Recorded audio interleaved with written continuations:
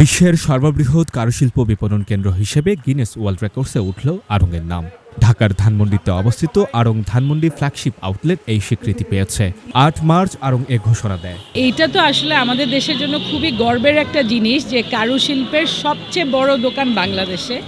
তো এটা একটা গিনেস ওয়ার্ল্ড রেকর্ড টাইটেল এখন আড়ংয়ের হয়েছে।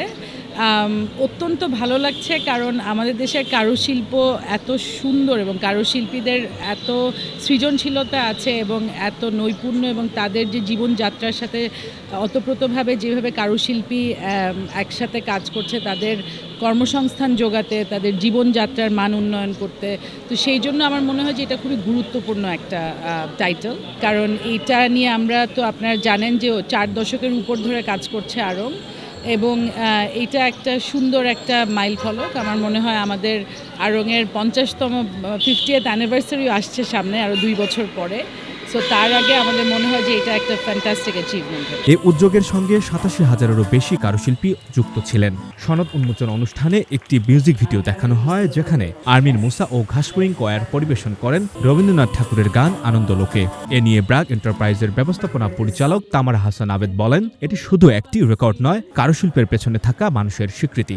আমরা আসলে আমাদের কাস্টমারদেরকে তো আমরা সবসময় ধন্যবাদ দিতে চাই, কারণ ওনারা এমনভাবে সাপোর্ট করে আমাদেরকে। আর এখন তো রোজা ঈদ সামনে আছে, আমাদের কাস্টমারদের মধ্যে আমাদের বিপুল সাড়া আছে আড়ংয়ের, এবং ওনারা সবসময় সাপোর্ট করেছেন ক্রাফটকে, এবং ওনারা সবসময় আমাদের পাশে থাকেন।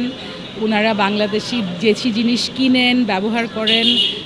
সেইটা খুবই ভালো একটা জিনিস আমাদের দেশের জন্য এবং গর্বের জিনিস। এবং আমার মনে হয় যে ওনারা দেশের কথা, দেশের মানুষের কথা, এবং অলসো আমাদের ক্রাফটের যে সৌন্দর্য, এই সব কিছু মিলে আমাদের ক্রেতারা আমাদের সাথেই থাকবেন, এটাই আমরা আশা করি।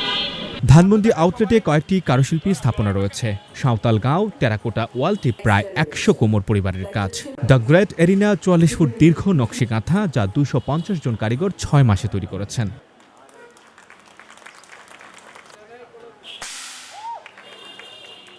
এই উপলক্ষে দেশের 10টি আড়ং আউটলেটে পপ আপ গ্যালারি আয়োজন করা হবে। সেখানে দর্শনার্থীরা এই বিশ্ব রেকর্ড অর্জনের তথ্য জানতে পারবেন।